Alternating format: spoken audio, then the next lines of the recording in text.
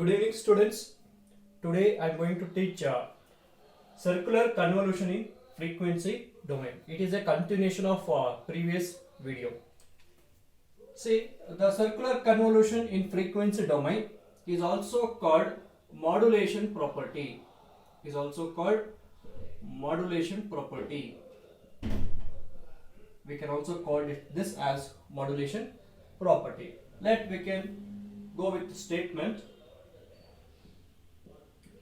We can go with the statement: if x1 of n, its DFT will be x1 of k, and x2 of n, its DFT will be x2 of k, then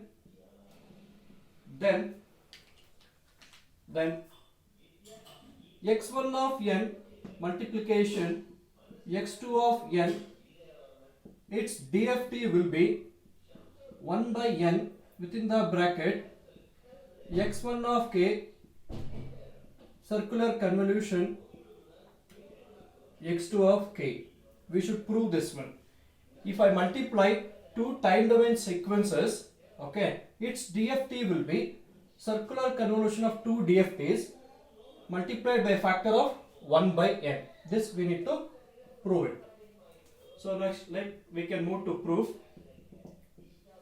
Okay, we have, before going to prove, let's consider x1 of n into x2 of n is equal to x3 of n. Consider like that, and we know that x3 of n, its DFT will be what? x3 of k. So now apply formula x3 of k, write DFT formula.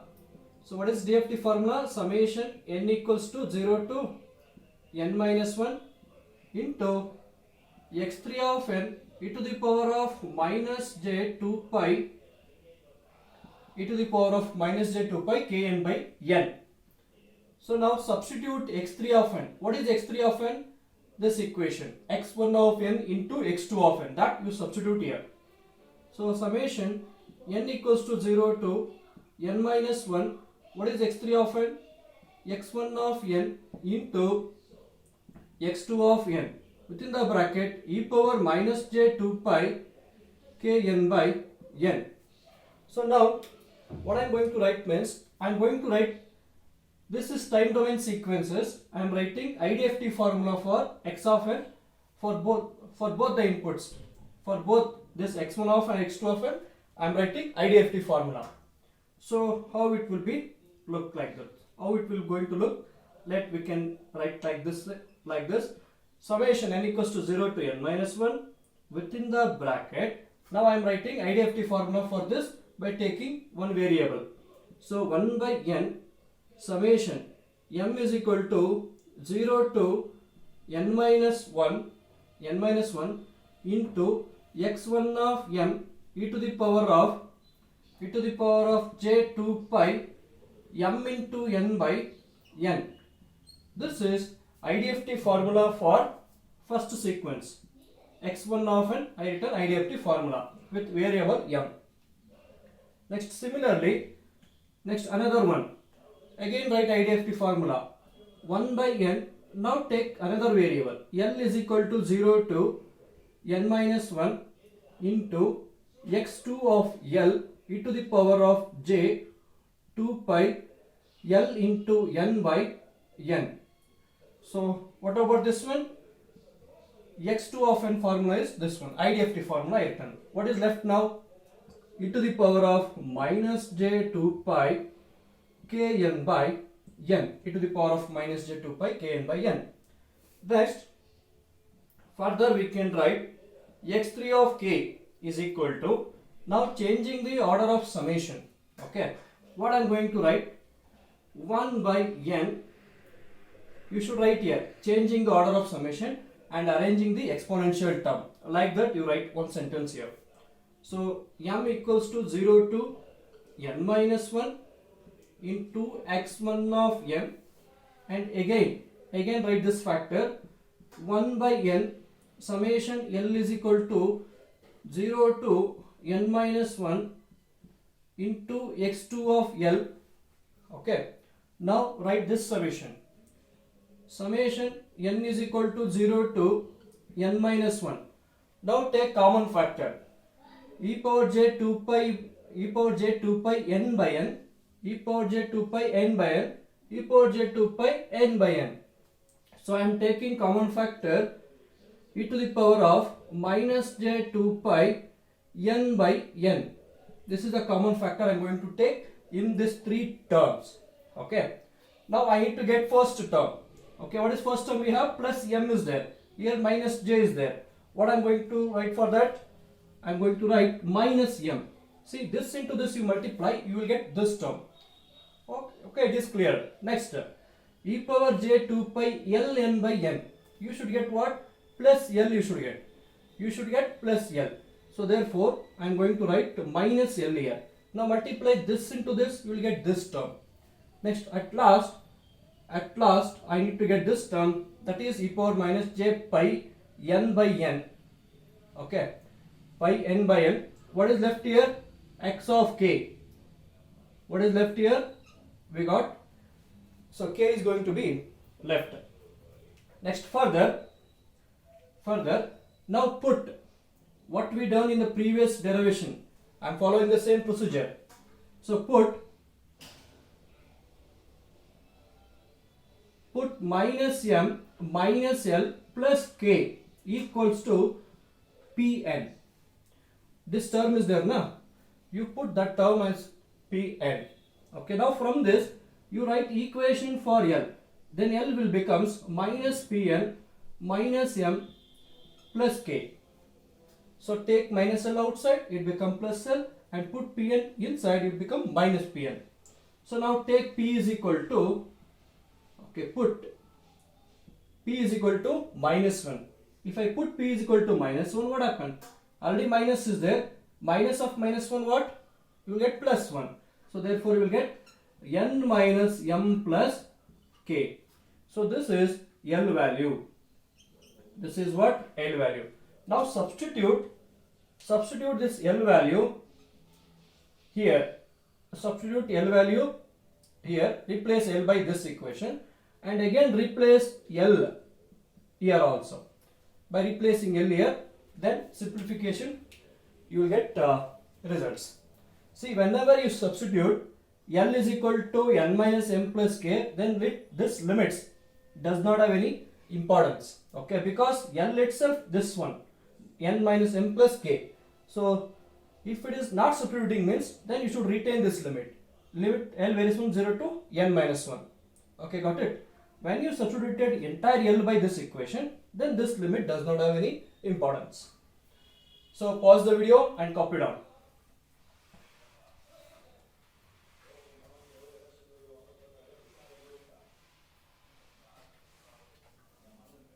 Okay, now look at here. Nothing I am going to do. I am just writing this step once again. So x3 of k is equal to 1 by n summation m equals to 0 to n minus 1 x1 of m into 1 by n into x2 of replacing L by this equation. What is that equation? N minus m plus k. Okay, it's over. Then summation n equals to 0 to n minus 1 e power minus j 2 pi n by n. What is left now? Minus m. Now minus, you should replace L by this equation, n minus k plus k. Sorry, what is L value? N minus m plus k. Just I substituted L by this equation. So then what is left? Last plus k. So we have last is plus k. See now simplify only this equation. Okay, first I am doing this. Minus m, minus into plus, minus n, minus into minus, plus m, minus into plus, minus k, and here plus k. Okay, what happens?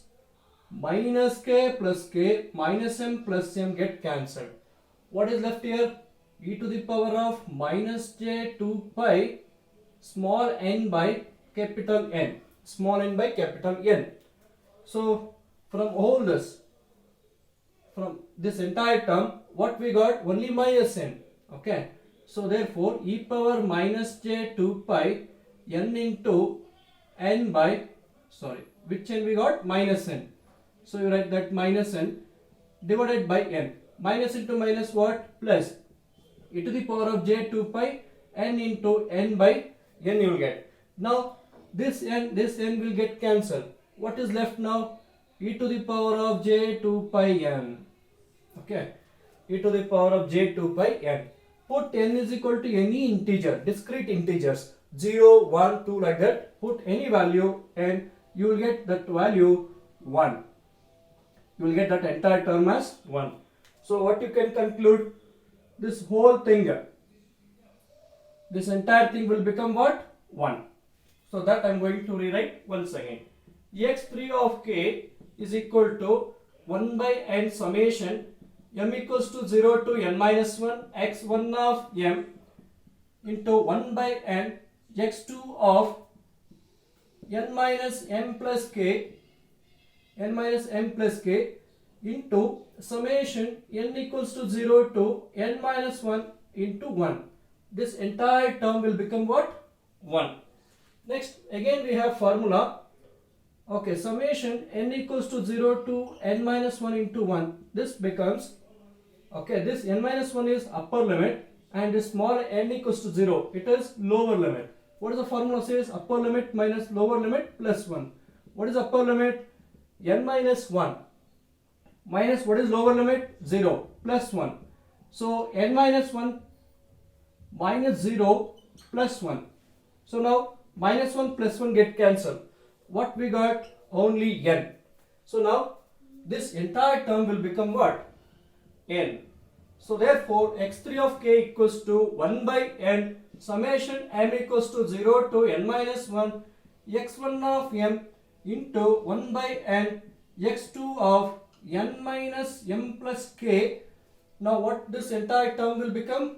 This entire term is what? N only. Now this n get cancelled.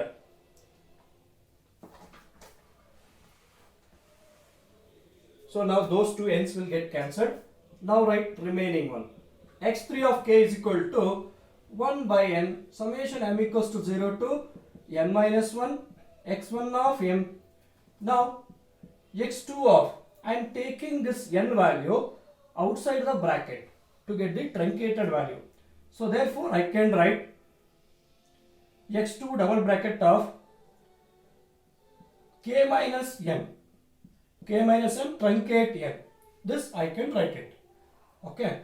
So minus m plus k I can change it. K minus m I can write. Now take this n outside, it become truncate.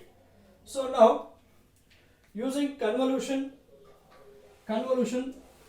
in time domain, okay, convolution of two sequences. So let you can take x1 of k convolution x2 of k.